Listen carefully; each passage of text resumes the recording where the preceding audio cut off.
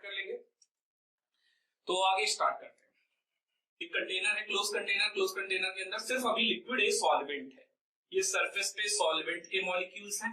इनके जो वेपर्स बनेंगे उनको अगर रिकॉर्ड करेंगे, उनका वेपर प्रेशर आता है PA0 या फिर आप P0 भी बोल सकते हो जनरल। ओके, अगर हम इसमें नॉन वोलेटाइल सॉल्यूट A को ऐड करेंगे तो क्या होगा? अगर हम इसमें नॉन वोलेटाइल सॉल्यूट ऐड करेंगे, A को ऐड करेंगे, तो जरा देखिए अब ये क्या बन चुका है? सॉल्यूशन। अब ये हमारा सॉल्यूशन बन चुका है। क्यों? क्योंकि इसमें A और B दोनों सिंगल कंपोनेंट तो है नहीं। अब होगा क्या, जब आप ये मिसिबल हो गया सॉल्यूशन हमारा पूरा, जब मैं नॉन वोलेटाइल सॉल्यूट को ऐड करूंगा तो वो इसमें अच्छी तरह से घुल मिल जाएंगे और यहां पर सरफेस पे सिर्फ A के मॉलिक्यूल्स तो अब नहीं रहेंगे, क्योंकि अब सरफेस पर B के मॉलिक्यूल्स भी आ जाएंगे। अब ये जो B के मॉलिक्यूल्स आ जाएंगे, क्योंकि ये नॉन वोलेटाइल है, इसलिए क्योंकि ये कैसे हैं? Non volatile. अब अगर ये नॉन वोलेटाइल है तो इनका तो कोई वेपर प्रेशर होगा नहीं, क्योंकि सॉल्यूशन में वेपर प्रेशर किसकी वजह से हो रहा है? जो कि वोलेटाइल कंपोनेंट है। वोलेटाइल कंपोनेंट कौन है? A। यानी vapour pressure of the solution is because of A, not because of B।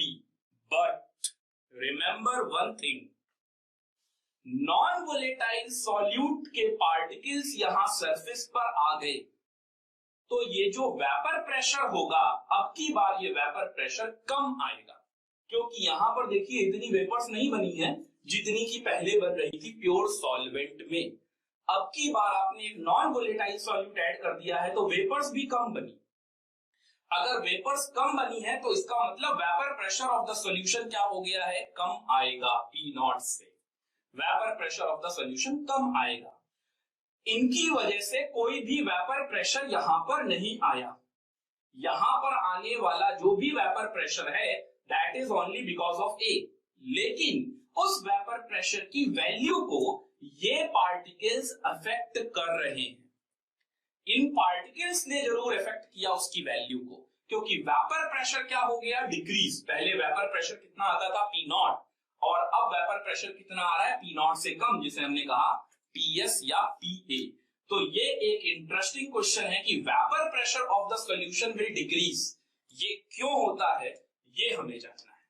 तो चलिए पहला पॉइंट तो ये लिख लेंगे कि यहां पर हमारा जो वेपर प्रेशर बना है, vapour pressure of the solution, यहां पर जो vapour pressure of the solution, important point है, vapour pressure of the solution is because of volatile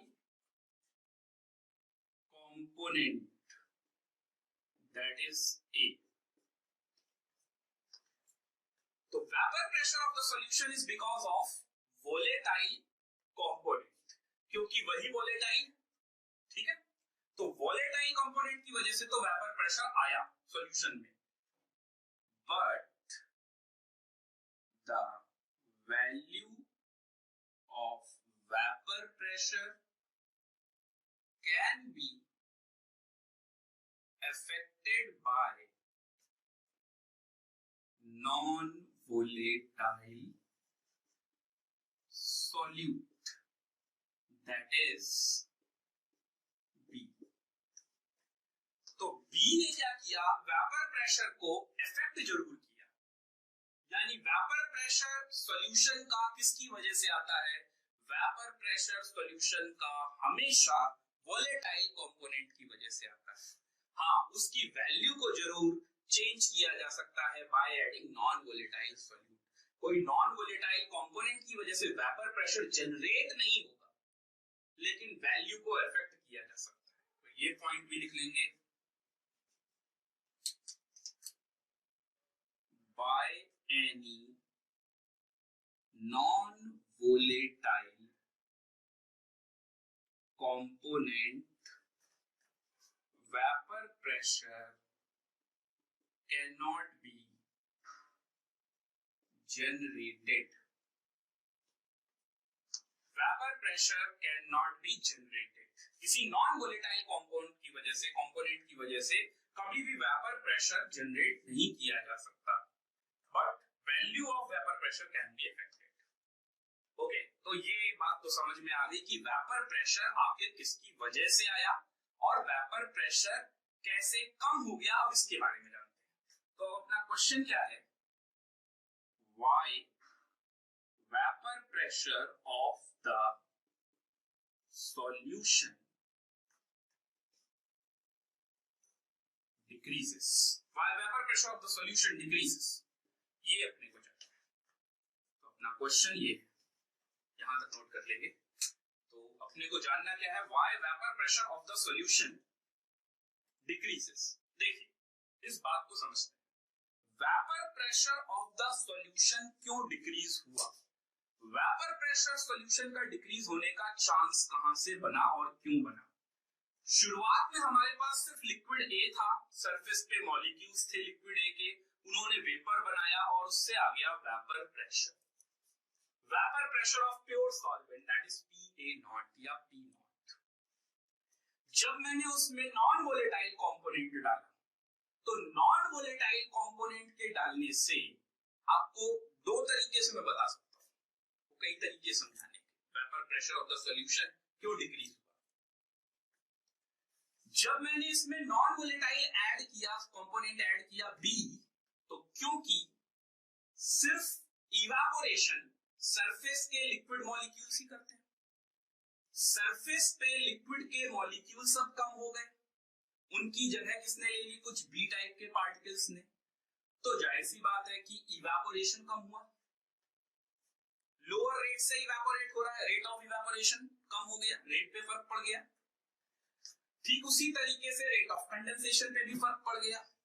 तो lower rate of evaporation lower rate of condensation के बराबर हुआ और उसने जाकर एक नया इक्विलिब्रियम मेंटेन किया, और वहां पर जो वेपर प्रेशर आया वो वेपर प्रेशर पहले के मुकाबले तो कम होगा, क्योंकि हम लोग पढ़ते क्या है, vapour pressure is created by, जो कि वेपर्स के जो मॉलिक्यूल्स हैं वो जो प्रेशर एक्सर्ट करते हैं उन्हीं से वेपर प्रेशर बनता है। जब वेपर के मॉलिक्यूल्स ही कम होंगे तो उनका प्रेशर भी एक्सर्ट किया हुआ प्रेशर भी तो क्या होगा, कम होगा, यानी vapour pressure of the solution decreases. एक तो बात ये हो, एक तो इसका एक्सप्लेनेशन ये हो गया कि कुछ बी के पार्टिकल्स ने सरफेस मॉलिक्यूल्स ऑफ ए को रिप्लेस कर दिया, रिप्लेस करने की वजह से lower rate of evaporation lower rate of condensation आया, जिस वजह से इन्होंने vapour pressure of the solution क्या आया, कम आ गया। अब इन जो वेपर्स जो ए की बनी वो कम बनी, तो इनकी वजह से जो प्रेशर जनरेट हुआ वो भी कम जनरेट हुआ। That's why vapour pressure of the solution decreases.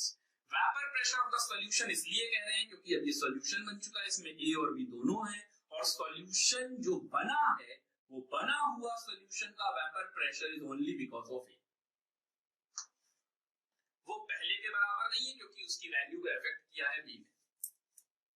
I hope आपको ये सब समझ में आ रहा होगा, ठीक है। तो इसका सॉल्यूशन आप समझ लें फिर से, सॉल्यूशन नंबर 1, इसका सॉल्यूशन नंबर 1 है, on adding non volatile solute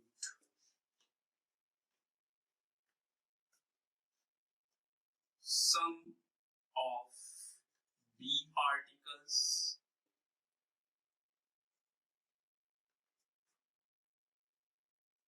replaces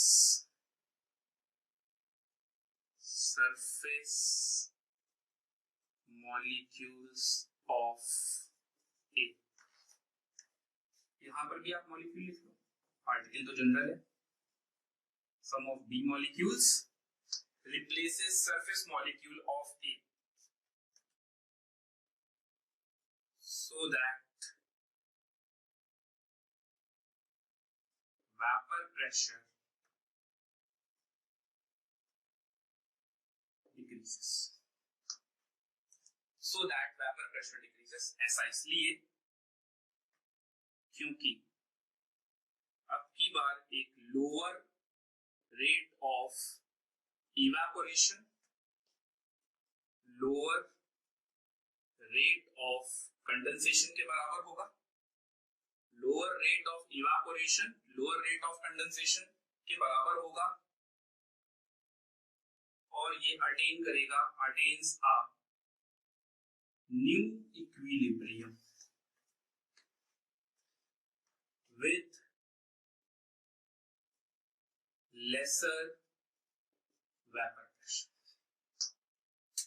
ये अटेन करेगा एक नया equilibrium with lesser vapour pressure. इस बात को समझाने का एक तरीका और है मेरे पास, एक और तरीका है जिससे मैं आपको बता सकता हूं, वो यहां देख लेते हैं। Solution number 2। आखिर वेपर प्रेशर सॉल्यूशन का कैसे डिक्रीज हो रहा है? सेम कंसेप्ट है, बस उसी को दूसरे वे में मैं बता रहा हूं। आप देखो ध्यान से, जब आपके पास पहले लिक्विड ए था तो इसने वेपर्स बनाना चालू किया, यानी ये पार्टिकल्स मोशन में है, इनकी कुछ ना कुछ काइनेटिक एनर्जी है। और पिछले टाइम पे भी बताया था, सरफेस के मॉलिक्यूल की काइनेटिक एनर्जी एक average kinetic energy of A molecule से ज्यादा होती है, इसीलिए इसके एस्केप की टेंडेंसी होती है, इसीलिए वेपर्स बनाता है। तो जब मैंने एक नॉन वोलेटाइल सॉल्यूट को ऐड किया तो इनकी तो कोई काइनेटिक एनर्जी डेवलप ही नहीं हो रही होगी, क्योंकि इस नॉन वोलेटाइल सॉल्यूट को, एक रेस्ट पार्टिकल को मैंने इसमें डिसॉल्व कर दिया, अगर मैंने इस सॉल्यूशन में डाल दिया तो सरफेस पर जगह जरूर एक ही इन्होंने हथिया ली, जगह जरूर रिप्लेस करा दी, लेकिन ये इनके पास कोई एस्केपिंग टेंडेंसी नहीं है। जितने भी नॉन वोलेटाइल पार्टिकल हैं इनके पास no escaping tendency, no escaping tendency. अगर इनके पास कोई एस्केपिंग टेंडेंसी नहीं है तो आप देख सकते हो कुल मिला के kinetic energy of surface molecules of A का क्या हुआ, loss. There is a loss of kinetic energy. अब अगर काइनेटिक एनर्जी का इनके लॉस हुआ है, सरफेस के मॉलिक्यूल्स का लॉस हुआ है, तो इससे वेपर्स कम बनेंगी और उससे वेपर प्रेशर भी कम बनेगा। तो ओवरऑल मैं क्या बोल सकता हूं, due to loss of kinetic energy of surface molecules of A, due to loss of kinetic energy of surface molecules of A, hence vapor pressure of the solution will decrease. Vapor pressure of the solution will decrease. आप कह सकते हो कि kinetic energy का loss हो गया, kinetic energy का loss होने की वजह से एस्केपिंग टेंडेंसी भी क्या हो गई, कम। अगर एस्केपिंग टेंडेंसी कम हो गई तो क्या होगा, वेपर्स कम बनी, वेपर्स कम बनी तो फिर वही बात की, वेपर्स कम बनी तो वेपर्स अगर कम बन रही है तो उनके थ्रू बनने वाला जो प्रेशर होगा, जनरेट करने वाला जो प्रेशर होगा, वो वेपर प्रेशर भी कम होगा और vapour pressure of the solution will decrease. That means कि PA naught is greater then PA, or you can say P naught is greater than PS. Vapor pressure of pure solvent is greater than the vapor pressure of the solution, and this difference is called, अगर मैं इस difference को delta P बोलूं तो ये हो जाएगा PA naught minus PA, or you can say P naught minus PS, and this difference is called lowering of vapor pressure. This difference is called lowering of vapor pressure. आज के lecture में खास यही है कि हम लोग vapour pressure of the solution containing non volatile solute को अच्छे से जब समझ लेंगे तो अब हम आगे राउल्ट्स लॉ के बारे में डिस्कस कर सकते हैं। अब ये राउल्ट्स लॉ क्या होता है ये हम देखते हैं। फिलहाल अभी यहां तक आप नोट कर लेंगे।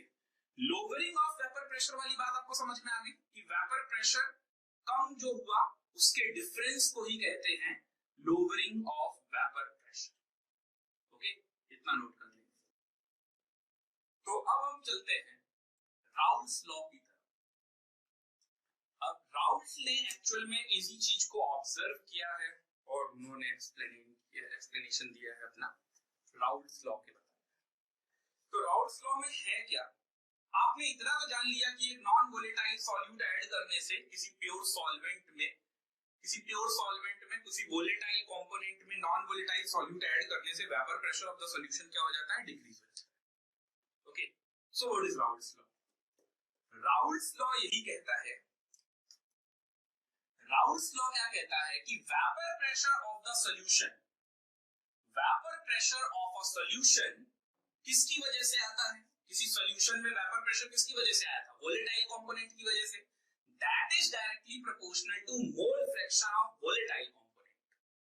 तो आप यहां पे लिख भी लेंगे, the vapour pressure of the solution, the vapour pressure of the solution containing non-volatile solute, the vapor pressure of the solution containing non-volatile solute is directly proportional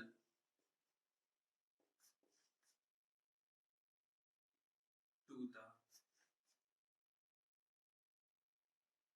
mole fraction of volatile component।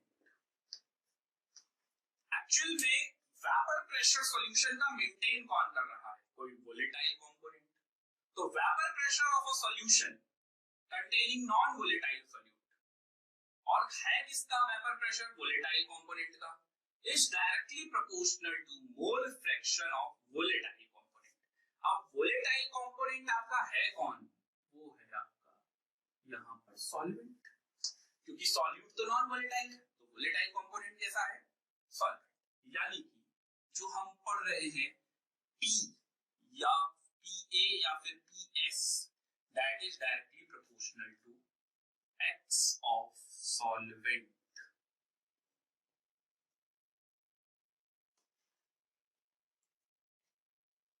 Mole fraction के directly proportional होता है। Okay, तो आगे देखते हैं। X solvent का मतलब हो गया एक्स से, है ना? तो PA is directly proportional to X से। अगर इस डायरेक्टली प्रोपोर्शनल का साइन मैं ओपन कर दूं तो PA is equal to K into X से, ऐसे लिख सकता हूं। इसको मैं इक्वेशन नंबर 1 मान लेता हूं। यहां पर ये कांस्टेंट A है क्या? ये एक्चुअल में PA और XA का क्या है? रेशियो। अगर XA की वैल्यू 1 हो जाए तो क्या आपको नहीं लगता कि PA बराबर क्या हो जाएगा? PA नॉट हो जाएगा। अगर XA की वैल्यू 1, इसका मतलब 100% कौन प्रेजेंट है? A। अगर 100% A प्रेजेंट है तो वेपर प्रेशर किसके बराबर हो जाएगा? PA नॉट के बराबर, जो कि पहले होता था जब हमने नॉन वोलेटाइल सॉल्यूट ऐड नहीं किया था। तो अगर XA की वैल्यू 1 हो जाए तो PA की जगह पर मैं क्या लिख सकता हूं? PA not. अगर मैं यहां पर पुट करूं तो K is equal to PA not upon 1 लिख सकता हूं ऐसा। XA की वैल्यू अगर मैं 1 पुट कर दूं तो PA बराबर क्या हो जाएगा? PA not. अगर मैं इसको लाकर यहां पर पुट कर दूं, अगर इसको लाकर मैं यहां पर लगा दूं तो ये बन जाएगा PA is equal to PA naught into XA। यानी किस पर डिपेंड कर रहा होगा? XA पर डिपेंड कर रहा होगा। अगर XA की वैल्यू आप 1 कर दोगे तो PA किसके बराबर हो जाएगा? PA नॉट के बराबर। और अगर XA की वैल्यू आप 0 कर दोगे तो PA किसके बराबर हो जाएगा? 0। कोई वेपर प्रेशर नहीं होगा। तो यही है राउल्स लॉ। इसको आप कह सकते हो first form of routes law. This is the first form of routes law. Note कर लेंगे इसको। इसको मैं जनरलाइज्ड वे में भी लिख सकता हूं। जनरलाइज्ड वे में कैसे लिखेंगे हम, वो देखते हैं।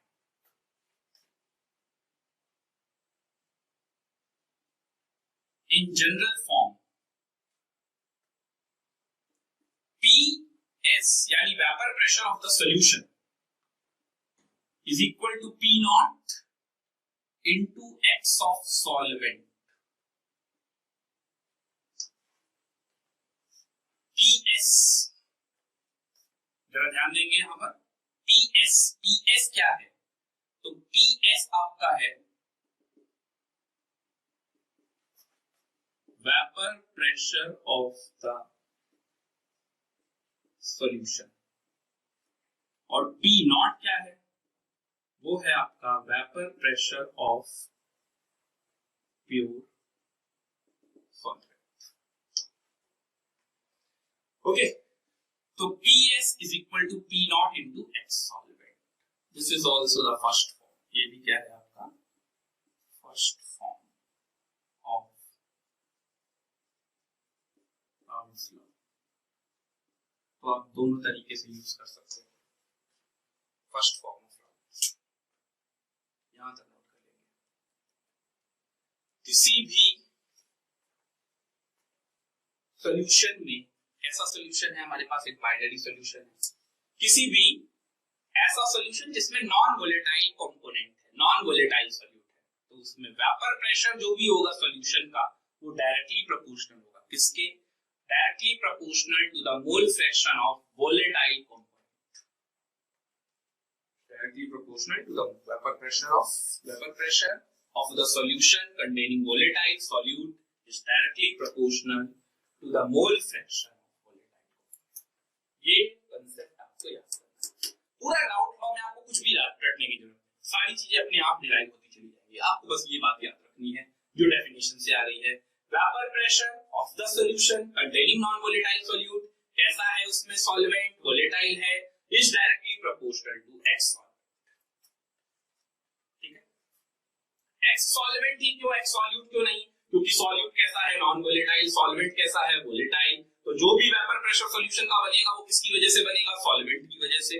जनरेट तो जो भी होगा वो सॉल्वेंट की वजह से होगा, तो उसके मोल फ्रैक्शन के डायरेक्टली प्रोपोर्शनल। जल्दी से नोट कर लेंगे इसको। First form of Raoult law आपके सामने है। अब इसी तरीके से हम लोग इसी से डिफाइन करते चलेंगे। Second form of Raoult law, third form of Raoult law, ये सारे आते चलेंगे। ओके, इसको नोट करेंगे जल्दी।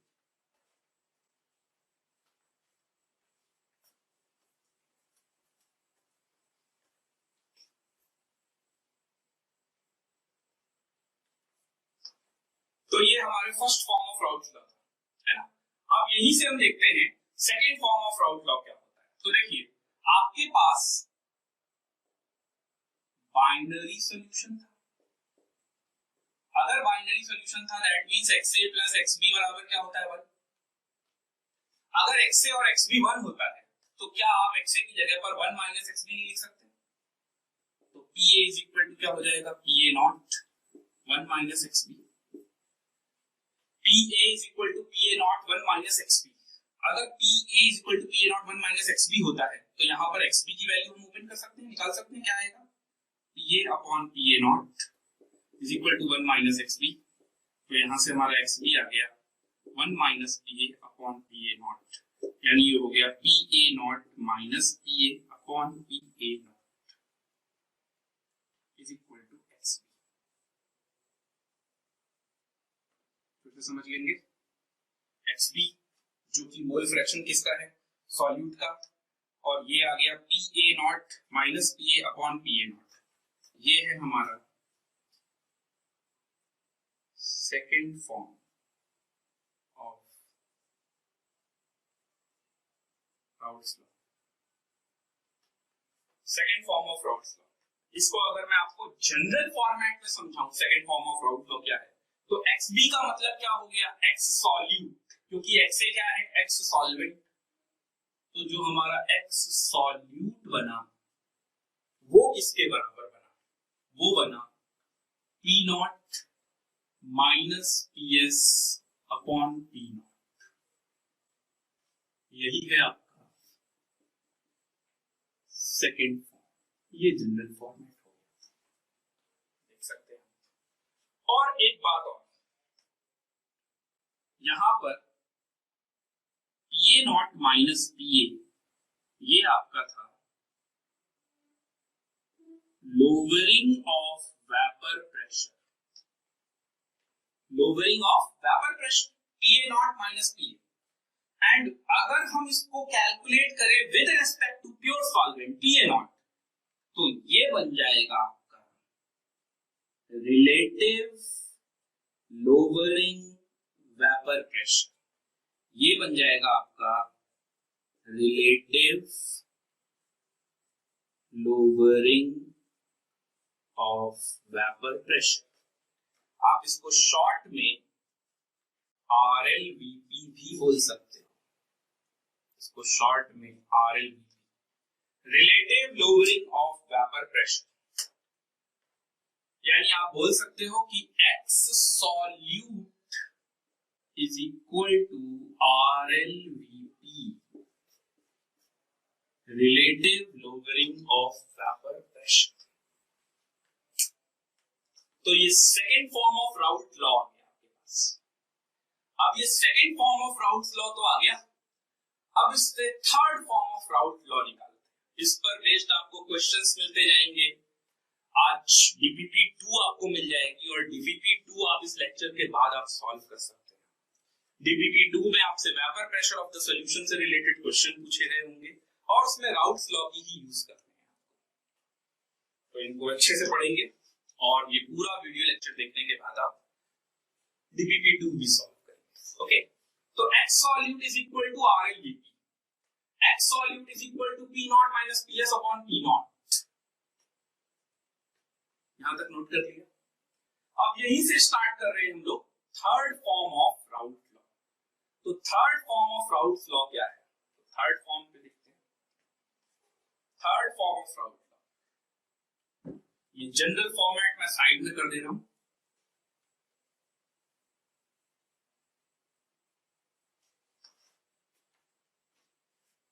सो अब हम बात करते हैं third form of Raoult law. By second form of routes law, second form क्या था? XB is equal to PA naught minus PA upon PA naught, ये था। X solute is equal to RLVP, है ना? तो अब आप यहां पर समझो, X solute is equal to RLVP, ये आपका है, ये है आपका second form of route. XB की जगह पर आप क्या लिख सकते हो? मोल फ्रैक्शन ऑफ B है ना, तो क्या आप यहाँ पर NB upon NA plus NB करके लिख सकते हो? That is equal to PA not minus PA upon PA not, PA not minus PA upon PA not. For a dilute solution, Na क्या है? सॉल्वेंट के मोल्स, और Nb क्या है? सॉल्यूट के moles. Na is much greater than Nb, तो क्या हम Na प्लस Nb को अप्रोक्सीमेटली 1 लिख सकते, सॉरी अप्रोक्सीमेटली Na लिख सकते हैं। Na प्लस Nb को अप्रोक्सीमेटली हम क्या लिख सकते हैं? Na, क्योंकि Nb तो ना के बराबर है, तो यहां पर क्या आ जाएगा? Nb upon Na is equal to PA naught minus PA upon PA naught, PA naught minus PA upon PA naught, NB upon Na। Okay, इस NB upon Na यही है third form of Raoult law, NB upon Na। तो इसको आप बोल सकते हो third form. एक और तरीका है लिखने का, ये थर्ड फॉर्म हो गया। मोल की जगह पर हम जानते हैं अच्छे से, मोल की जगह पर क्या लिख सकते हैं? Wait upon molecular wait. तो मोल की जगह WB upon molecular weight of B। ये मोलैलिटी नहीं है, ये मॉलिक्यूलर वेट, मोल की जगह वेट अपॉन मॉलिक्यूलर वेट। और यहां पर मोल की जगह पर क्या लिख सकते हैं, Na की जगह WA upon MA molecular weight is equal to PA not minus PA upon PA not. इसको भी लिखा जा सकता है थर्ड फॉर्म की जगह और ज्यादा एक्सपेंड करते हैं। ओके, तो ये आपके थर्ड फॉर्म। अगर आप इन सारी चीजों को जनरल फॉर्मेट में देखना चाहते हो तो मैं वो भी बता देता हूं आपको।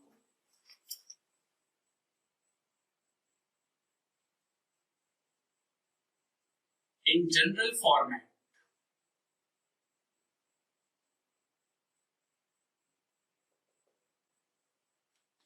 अभी हम लोगों ने वॉन्ट ऑफ फैक्टर नाम का कुछ नहीं पढ़ा है, तो इस वजह से हम लोग जो भी सॉल्यूट है वो नॉन इलेक्ट्रोलाइट मान के भी चल रहे हैं, और हम लोग यहाँ पर वॉन्ट ऑफ फैक्टर को 1 मान के चल रहे हैं। क्योंकि जब हम लोग आगे कॉलिगेटिव प्रॉपर्टी की तरफ जाएंगे तो हम लोग वॉन्ट ऑफ फैक्टर नाम का भी टर्म पढ़ेंगे, और वहां पर डिसोसिएशन और एसोसिएशन जो सॉल्यूट की प्रॉपर्टी होगी वो भी देखेंगे। उसके अकॉर्डिंग यहाँ पर वॉन्ट ऑफ फैक्टर भी आ जाएगा, जो कि आपको किताबों में देखने को मिलता होगा। क्योंकि अभी हम लोग इनिशियल फेज से ही पढ़ रहे हैं, अभी हम लोग वॉन्ट ऑफ फैक्टर तक नहीं पहुंचे हैं, तो हम तो एक तो नॉन इलेक्ट्रोलाइट मान के चल रहे हैं, और दूसरी चीज की हम वॉन्ट ऑफ फैक्टर की कोई यूज ही नहीं कर रहे, तो हम वॉन्ट ऑफ फैक्टर I = 1 लेके चल रहे हैं सब जगह। ये बात आप ध्यान रखिएगा। आगे आपको जैसे जैसे लेक्चर बढ़ते जाएंगे आपको ये सारी बातें खुद ही समझ में आती जाएंगी। तो मैं जनरल फॉर्मेट की बात कर रहा था। जनरल फॉर्मेट क्या क्या होते हैं, तो जनरल फॉर्मेट में एक तो देख लीजिए आपका vapour pressure of the solution जो है वो P not vapour pressure of pure solvent into x solvent इसके बराबर होता है। ये आप बोल सकते हो फर्स्ट फॉर्म। ओके, ये आपको बताया था मैंने फर्स्ट फॉर्म। फिर सेकंड फॉर्म क्या था आपका, सेकंड फॉर्म था X solute is equal to P not minus PS upon P not, and this term is called RLVP, relative lowering vapour pressure, यानी कि X solute is equal to RLVP, X solute is equal to RLVP। ये आपका second form है, second form of Raoult law. अब आते हैं third form of Raoult law की तरफ। तो third form of Raoult law क्या है, एक्स सॉल्यूट की जगह पर आप क्या लिख सकते हो, उसके मोल अपॉन टोटल मोल, तो small n upon small n plus capital N, और इसी को आपने क्या मान लिया था, कैपिटल N, डाइल्यूट सॉल्यूशन की वजह से देखिए लिखा भी हुआ है। तो small n upon capital N is equal to P not minus PS upon P not.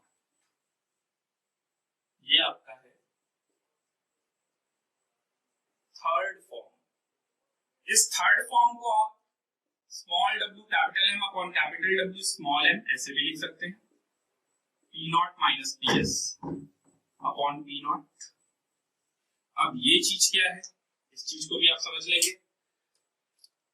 Small w weight of solute, small m molecular weight of solute, capital W weight of solvent, और capital M molecular weight of solvent. ये सारी चीजें भी mention कर लेंगे। n क्या है, number of moles of solute, capital N number of moles of solvent, small w weight of solute, small m molecular weight of solute, capital W weight of solvent, capital M molecular weight of solvent. ये capital M molarity वाला नहीं है, यहां पर मैंने इसको mention कर रखा है, मॉलिक्यूलर वेट। तो ये था हमारा राउल्ट लॉ, राउल्ट लॉ से related first form, second form and third form. जल्दी से नोट कर लेंगे और उनके जनरल फॉर्मेट भी नोट कर लेंगे। ओके, इंपॉर्टेंट चीज आपको बताना था मुझे। देखिए, ये राउल्ट लॉ का फर्स्ट फॉर्म है, ये सेकंड फॉर्म है। जब सेकंड फॉर्म से थर्ड फॉर्म लाए थे तो small n X solute moles of solute upon moles of solute plus solvent, यही तो था सॉल्यूशन। तो small n plus capital N यहां लिखना था और यहां मैंने कैपिटल एन लिखा, यानी कुछ ना कुछ तो एरर बनेगी। तो इस वाले फॉर्मूले by this formula we always get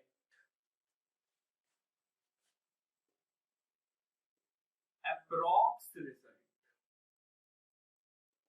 आपको इससे third form of Raoult law से आपको हमेशा अप्रॉक्स रिजल्ट ही मिलेगा, यानी कि डेसिमल के लास्ट के दो प्लेसेस में कुछ ना कुछ चेंजेस आएंगे। अगर आप चाहते हो कि 100% एग्जैक्ट मैच करता हुआ दिखे, तो आपने जो एरर बना रखी है वो एरर आपको हटा देनी है। अगर वो आप एरर हटा ले गए तो आपको उससे बिल्कुल सही आंसर मिलेगा। लेकिन याद रहे, अगर आपसे कोई कहे राउल्ट लॉ का थर्ड फॉर्म क्या है, तो वो आप यही लिखोगे, small n upon capital N is equal to P not minus P S upon P not. तो चलिए देखते हैं कि राउल्ट लॉ के थर्ड फॉर्म में जो प्रॉब्लम आ रही है उससे अप्रॉक्स रिजल्ट आ रहा है, तो उसको एग्जैक्ट रिजल्ट में कैसे लाया जा सकता है। By third form of Raoult's law, by third form of Raoult's law. Third form of Raoult's law क्या है? Third form of Raoult law जो कि वहां पर लिखा भी हुआ है, small n upon capital N is equal to P not minus P S upon P not. इससे आपको क्या मिलेगा? By this we get approx result. By this we get approx result। अगर यहां पर मैं P नॉट की जगह PS ही यूज करूं, अगर मैं यहां पर इसको आप उस फॉर्म में भी लिख सकते हो। उस फॉर्म में आप कैसे लिखोगे? दूसरा फॉर्म है जो आपने ए बी के लिए बनाया था, N B upon N A is equal to P not minus P A not minus P A upon P A not. उस फॉर्मेट में भी लिख सकते हो, दोनों फॉर्मेट है। अगर मुझे एग्जैक्ट रिजल्ट चाहिए तो मुझे क्या लिखना पड़ेगा? For exact result, exact result के लिए मुझे क्या करना होगा? Small n upon capital N is equal to P not minus P S upon P S use करना। अगर आप ऐसा यूज करोगे तो आपको न्यूमेरिकल में बिल्कुल भी एरर नहीं मिलने वाली, यानी कि N B upon N A is equal to P A not minus P A upon P A. अगर आप ये फॉर्म यूज करोगे तो आपको जरूर एग्जैक्ट रिजल्ट मिलेगा, बट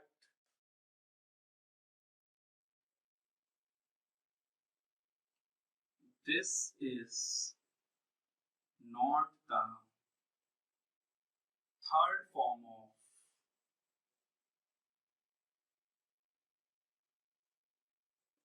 राउल्ट्स लॉ। इसको आप third form of Raoult law नहीं लिखोगे क्योंकि नीचे पी लिखा है, पी एस लिखा है, पी नॉट लिखा है, इसी को आप बोलोगे थर्ड फॉर्म। तो चलिए देखते हैं आखिर ये चमत्कार कैसे हुआ। यहाँ पर पी नॉट की जगह पी एस लिखने से आंसर तो सही आ जाता है, बट ऐसा क्यों हुआ, है ना? तो इसका एक्सप्लेनेशन क्या है? एक्सप्लेनेशन मैं आपको जरूर दूंगा। प्रॉब्लम आ रही थी यहां पर क्योंकि यहां पर आपने small n plus capital N को कैपिटल कैपिटल एन लिखा है तो कुछ ना कुछ एरर बनेगी। यानी कि राउल्ट का फर्स्ट फॉर्म बिल्कुल ठीक है, राउल्ट का सेकंड फॉर्म भी 100% करेक्ट है, जो भी प्रॉब्लम आनी चालू हुई वो इसके आगे से चली। तो चलिए चलते हैं second form. By second form of Raoult's law, यहां तक तो बिल्कुल सही था ना। और second form of Raoult's law था क्या, X solute is equal to P not minus P S R L.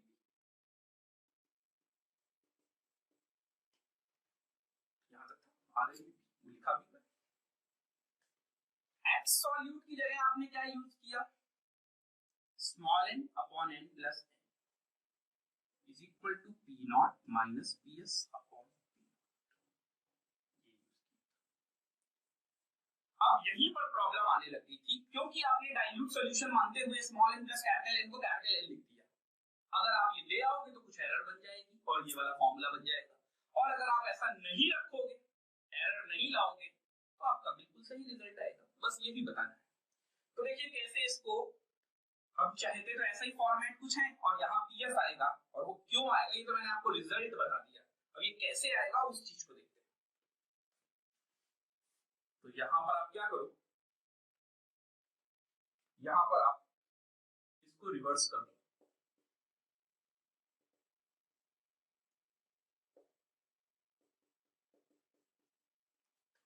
इसको हम लिख सकते हैं ऐसा,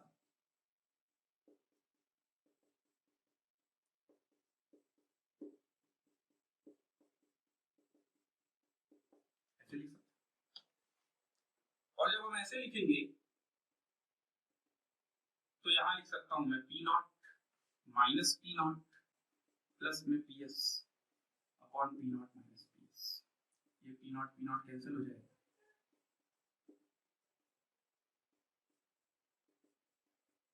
अब इसको फिर से रिवर्स कर देंगे।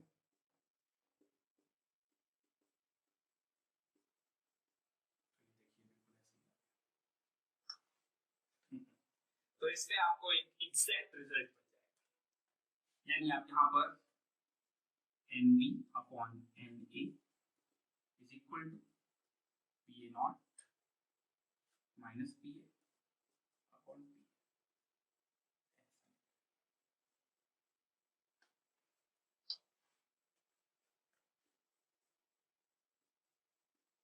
By this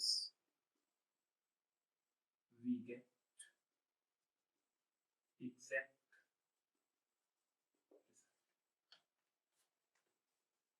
but use only for numericals. Okay, so this is our third form of Raoult's law. ये राउल्ट लॉ का फर्स्ट फॉर्म, सेकंड फॉर्म और थर्ड फॉर्म तक हम लोगों ने पूरा देखा। ठीक है, नोट कर लेंगे इसको जल्दी से।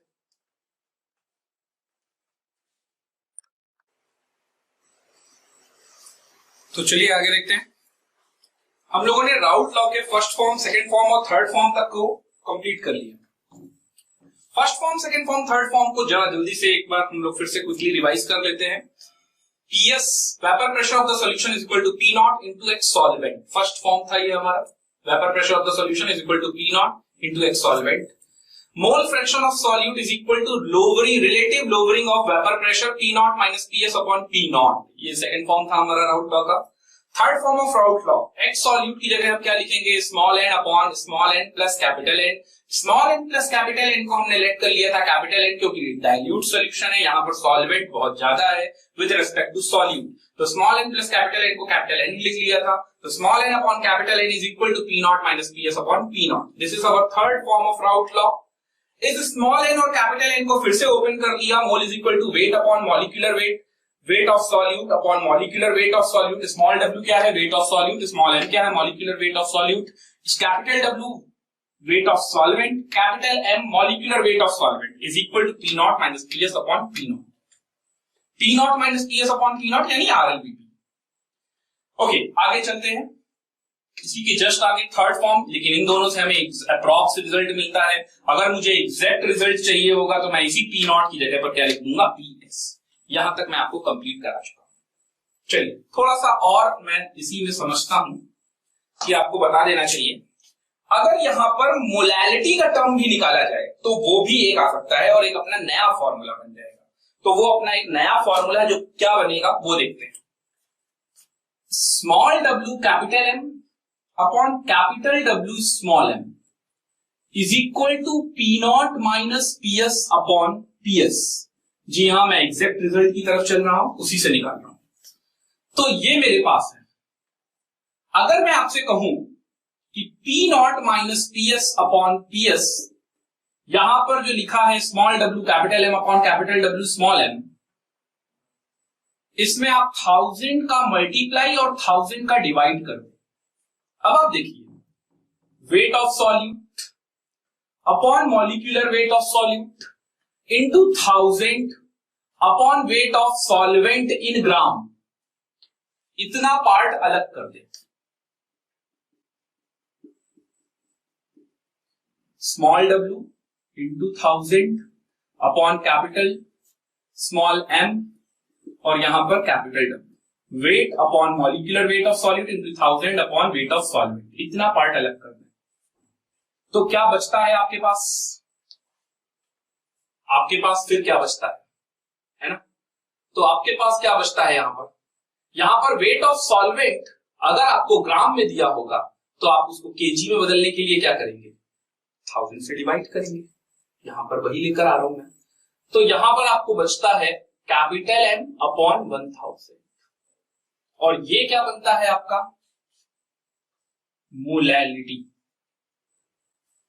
Number of moles of solute present in 1 kg of solvent, वही है मोलैलिटी। तो यहां से अगर मैं इसको स्मॉल m यानी मोलैलिटी स्मॉल m बोलूं तो मोलैलिटी स्मॉल m, मोलैलिटी वाला small m is equal to क्या बनेगा, वो बन जाएगा P not minus P S upon P S into 1000 upon capital M into 1000 upon capital M। याद रहे ये कैपिटल M है मॉलिक्यूलर वेट ऑफ सॉल्वेंट। जैसे मान लीजिए वाटर है तो यहां आप 18 लिख देंगे, बेंजीन है तो यहां आप 78 लिख देंगे। तो ये आप डायरेक्टली यहां से सॉल्व कर सकते हैं, इसको भी नोट कर लेंगे। ओके, तो ये पहला केस था vapour pressure of a solution containing non volatile solute. अब आपने वेपर प्रेशर तो देख ही लिया है, तो वेपर प्रेशर उसके रिलेटेड राउल्ट लॉ के फॉर्मूले भी देख लिए हैं। तो आपको एक ग्राफ ड्रॉ करना है। ग्राफ किसके किसके बीच में ड्रॉ करना है, vapour pressure versus mole fraction. तो अगला क्वेश्चन लिखेंगे,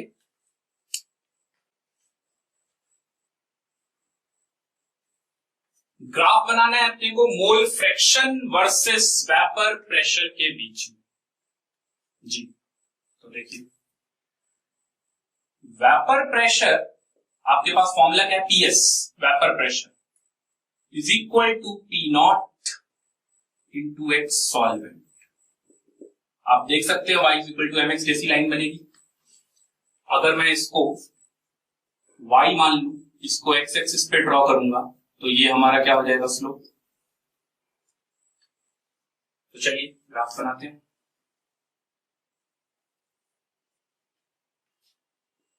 यहां पर रखते हैं वेपर प्रेशर को और यहां पर रखते हैं मोल फ्रैक्शन को। अब आप सोचिए, यहां पर आपने मोल फ्रैक्शन रखा, ठीक है। अगर आप एक्सए की वैल्यू शुरुआत में 0 मानते हैं तो वेपर प्रेशर भी कितना आएगा, 0। यानी कि यहां पर आपका एक्सए बराबर क्या आ रहा है, 0। तो यहां से स्टार्ट करते हैं। अगर आप एक्सए की वैल्यू को 1 मानते हैं तो पीएस किसके बराबर हो जाएगा, पी नॉट के बराबर, यानी यहां कहीं कट होगा। इतने पे मैं मान लेता हूं एक्सए बराबर यहां क्या आ जाएगा, 1। जब एक्सए की वैल्यू 1 होगी तो पीएस किसके बराबर होगा, पी नॉट। यहां एक कट लगाते हैं और इसको लिखते हैं पी नॉट। आप ए के टर्म्स में चल रहे हो तो आप पी नॉट भी लिख सकते हो या पी नॉट भी लिख सकते हो। और ये है वो स्ट्रेट लाइन। यानी कि जैसे जैसे मोल फ्रैक्शन सॉल्वेंट के बढ़ते जाएंगे वैसे वैसे उसका वेपर प्रेशर भी बढ़ता जाएगा, यानी कि पी ए बराबर P A not into X, P A is equal to P A not into X. तो नोट कर लेंगे, vapour pressure of a solution containing volatile solute. देखिए अब की बार अपने पास कैसा सॉल्यूशन है, हमारे पास एक सॉल्यूशन जिसमें फिर से हम लेट कर लेते हैं binary solution. Let us consider a binary solution. तो सॉल्यूशन में हमारे पास एक तो सॉल्यूट हो गया जिसको मैं बी मान लेता हूं पिछली बार की तरह, और एक सॉल्वेंट हो गया जिसको मैं ए मान लेता हूं। तो इनकी फिजिकल स्टेट,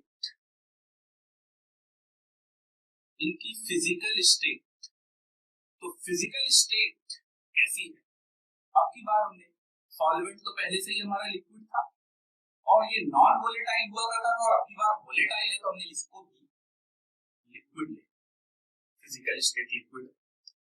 इसके बाद हम बात करते हैं इनके फिजिकल स्टेट के बाद हम इनके वेपर प्रेशर,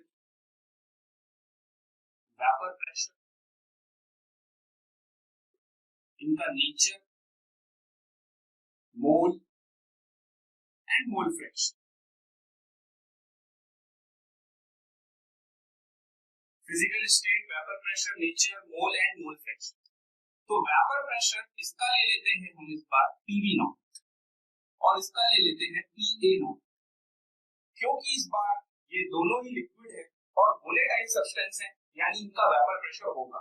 पिछली बार हमने जो सॉल्यूट लिया था वो नॉन वोलेटाइल लिया था, और जब नॉन वोलेटाइल लिया था तो उसका वेपर प्रेशर नहीं था। नेचर में हम यही लिखने वाले हैं, दोनों ही कैसे हैं, volatile, mole N B N A, mole fraction X B and X A. तो ये हमने एक सॉल्वेंट और सॉल्यूट के बारे में इंफॉर्मेशन यहां पर लिख लिया है। अब हम देख सकते हैं कि दोनों ही वोलेटाइल अगर है तो इससे यानी कि वेपर प्रेशर अब की बार जो बनेगा वो ए का भी बनेगा और वेपर प्रेशर जो बनेगा वो बी का भी बन जाएगा। तो ए और बी दोनों की वजह से वेपर प्रेशर बनेगा और इससे बनने वाला सॉल्यूशन वो भी एक वेपर प्रेशर अचीव करेगा। तो चलिए देखते हैं इसको भी, ये नोट कर लेंगे।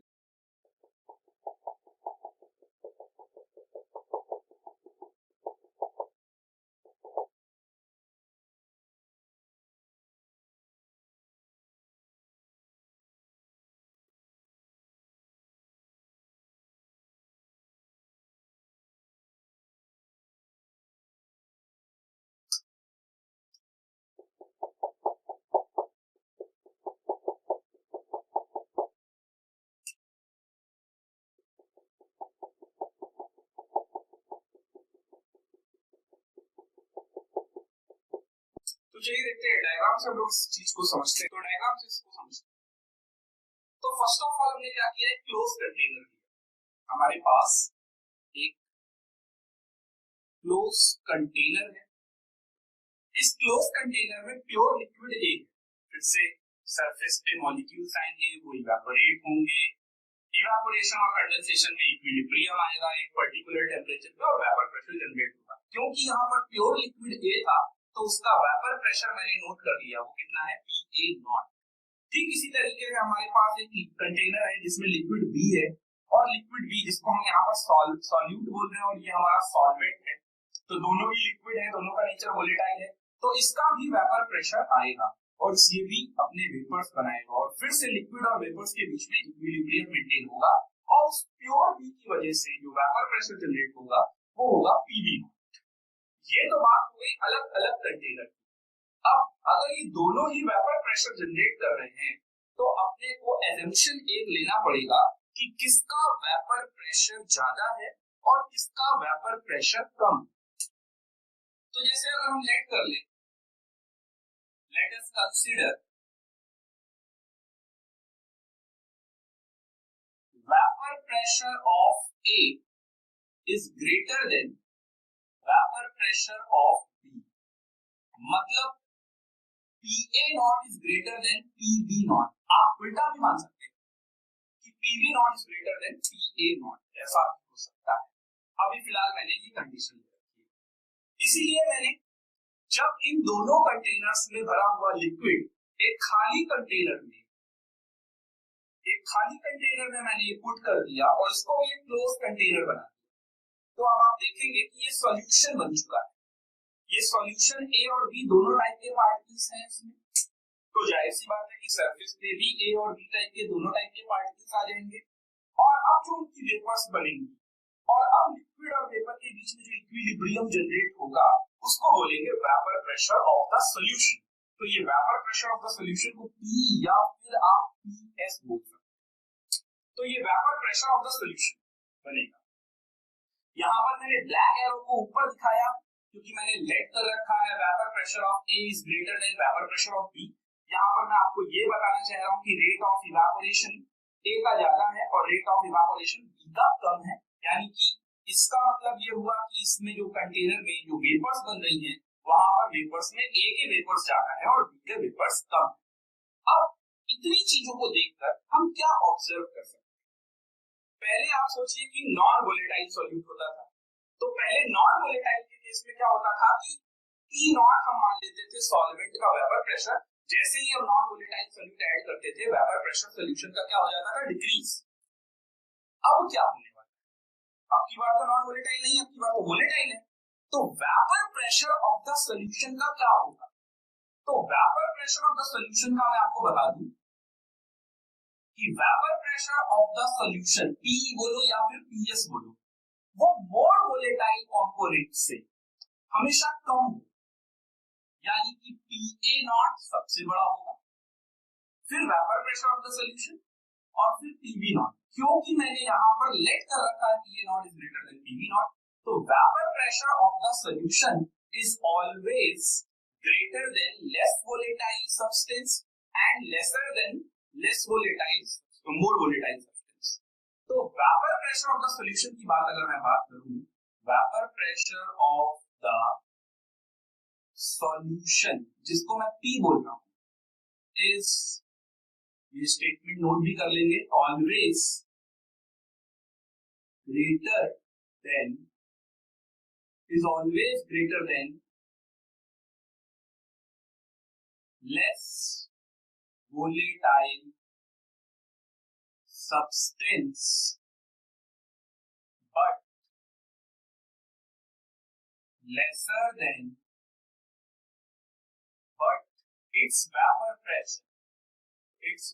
pressure is lesser than more volatile substance।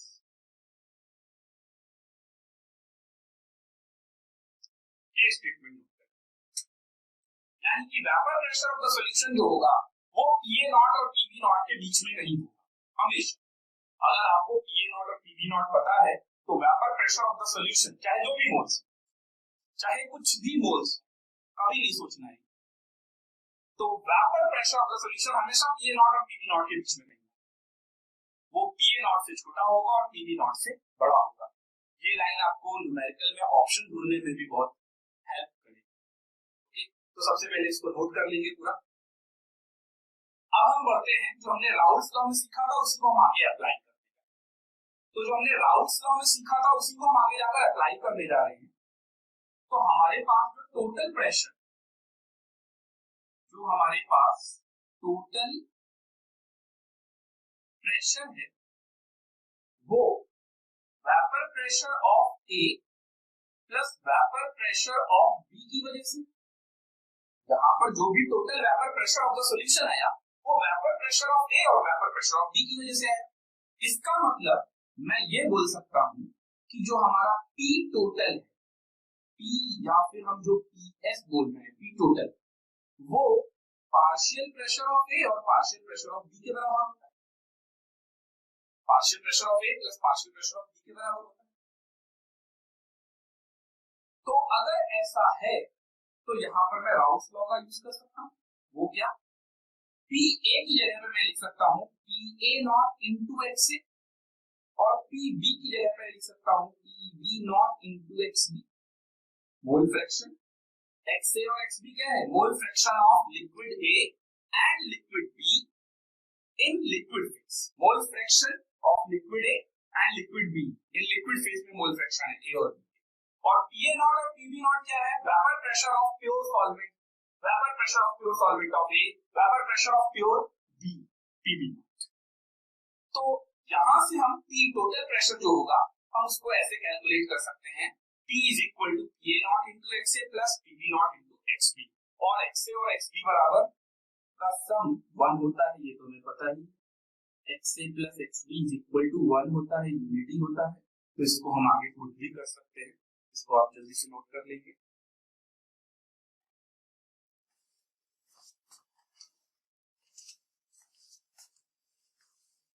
चलिए तो यहां पर लेट कर लेता हूं।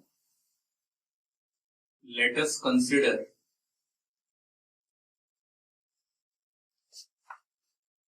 Vapour pressure of A is greater than vapour pressure of A यानी कि P A naught. Vapour pressure of A is greater than vapour pressure of B. That means P A naught is greater than P B not.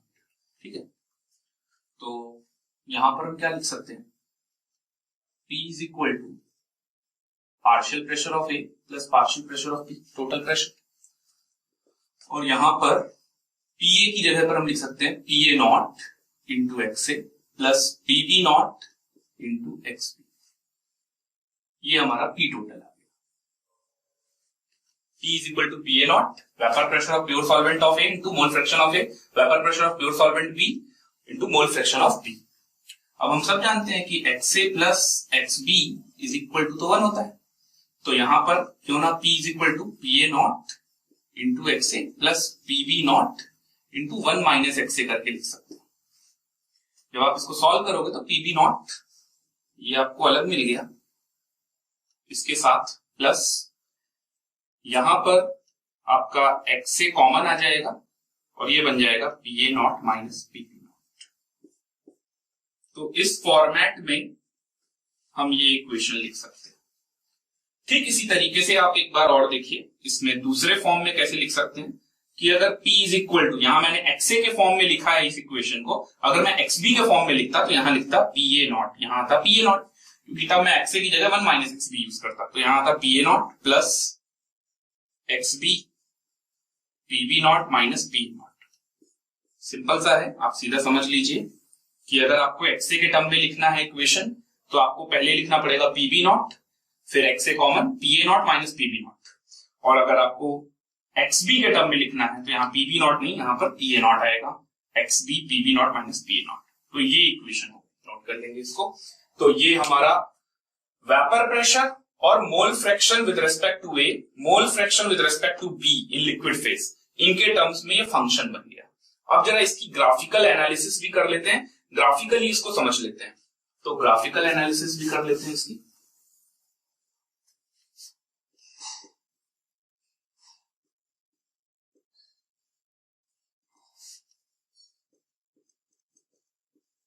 Graphical analysis जरा देखते हैं हम लोग। सबसे पहले तो मुझे vapour pressure versus mole fraction के बीच में ग्राफ प्लॉट करना है। तो अगर मुझे vapour pressure versus mole fraction के बीच में ग्राफ प्लॉट करना है तो क्या होगा, देखिए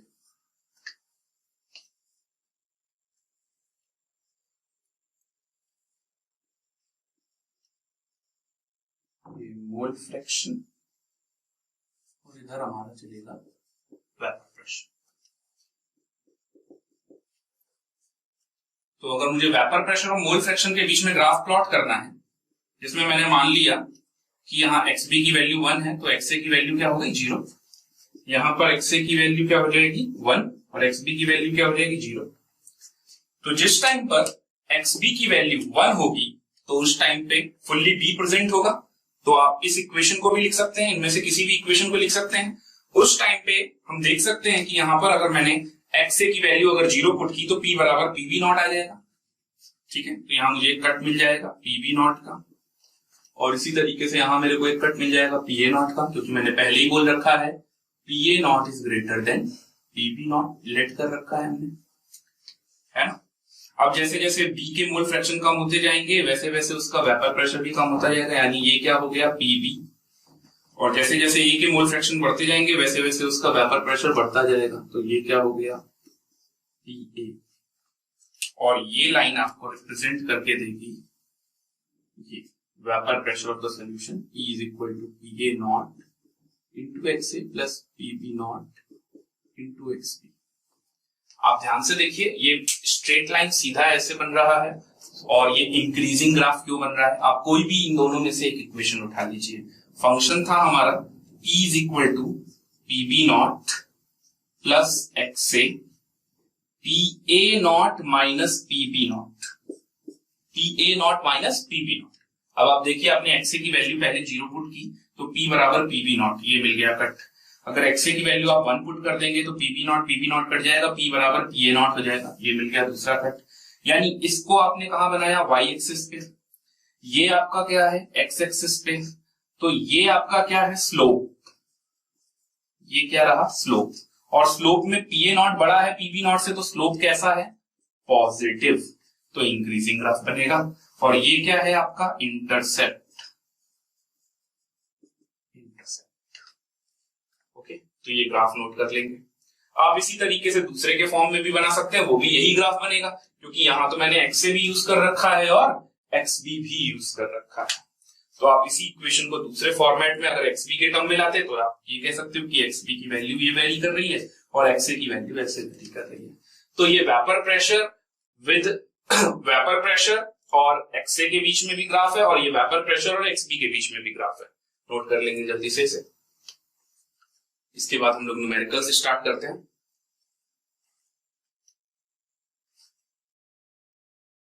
तो न्यूमेरिकल्स नोट करते हैं, मैं लैंग्वेज नहीं बोल रहा हूं, डायरेक्ट आपको क्वेश्चन बोल रहा हूं, नोट कर लेंगे। क्लोज कंटेनर में लिक्विड ए और लिक्विड बी, लिक्विड ए और लिक्विड बी, इनके मोल, इसके 2 मोल है और इसके मोल 5। इसका वेपर प्रेशर 200 है और इसका vapour pressure 500 mm of Hg।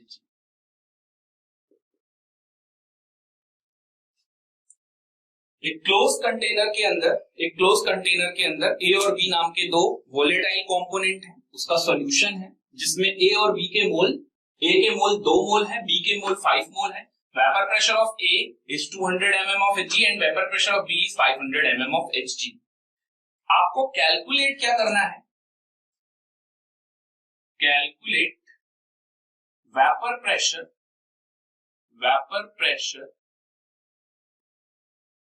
of the solution, calculate vapour pressure of the solution.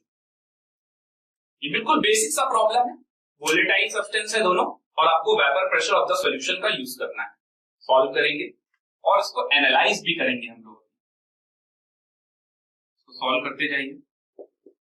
चलिए सॉल्यूशन में पीए नॉट अपने को कितना दे रखा है 200 mm of Hg, PV not अपने को कितना दे रखा है 500 mm of Hg, Na moles of A 2 है, Nv 5। तो अपने को क्या करना है, vapour pressure of the solution निकालना है।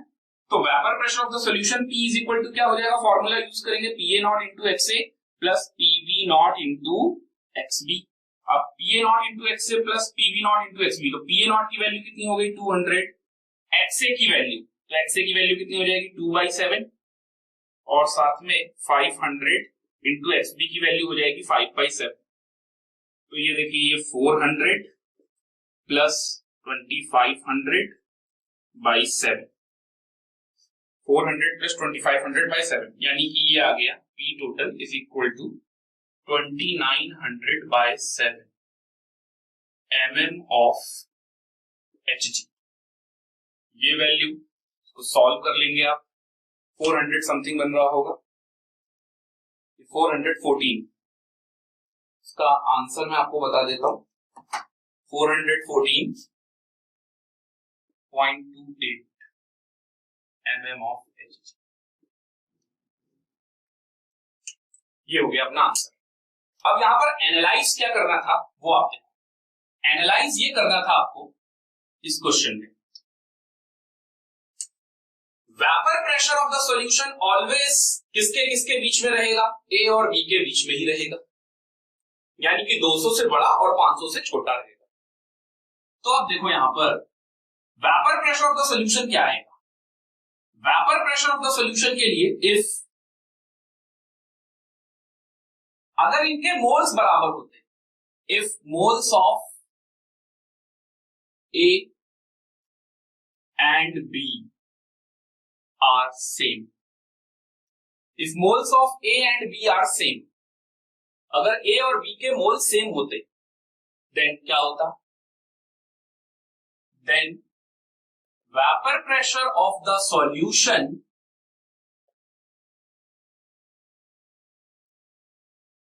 is the average value of PA naught and PB naught, यानी तब वेपर प्रेशर क्या होता, PA naught plus PB naught by 2, अगर A और B के मोल्स दोनों के सेम होते, या तो ये दोनों ही ये भी 2 मोल होता, ये भी 2 मोल होता, या तो ये दोनों ही 5 मोल होते। वेपर प्रेशर कितना है उससे मतलब नहीं है, एवरेज वैल्यू है, यानी तब ये आंसर क्या होता, अगर ए और बी के मोल सेम होते तो ये आंसर होता पीए नॉट कितना है 200 और 500 बटे 2, तो ये कितना हो गया हमारा 350 mm of Hg।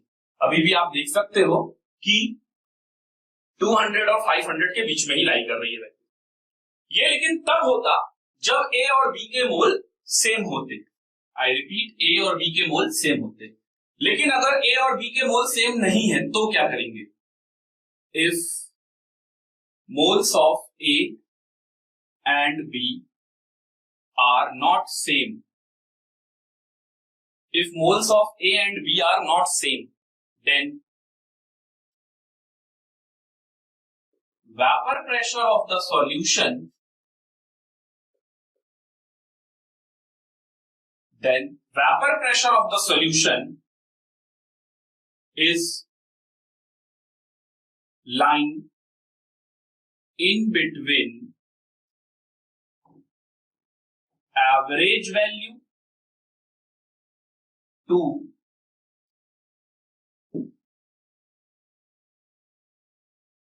average value से in between volatile substance whose moles are greater, जिसके मोल्स ग्रेटर उनके बीच ये वैल्यू रहेगी। तो यहां बी के मोल्स ज्यादा है, जिसका वेपर प्रेशर कितना है 500, तो इसके बीच में, जो कि अपना आंसर भी देखिए यही आ रहा है 414.28। Okay,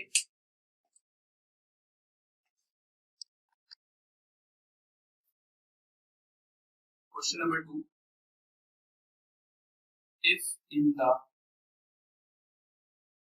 above question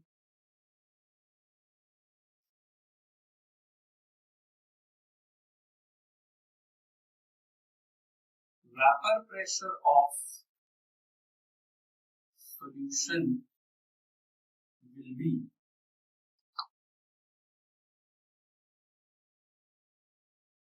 400 mm of Hg, then what is the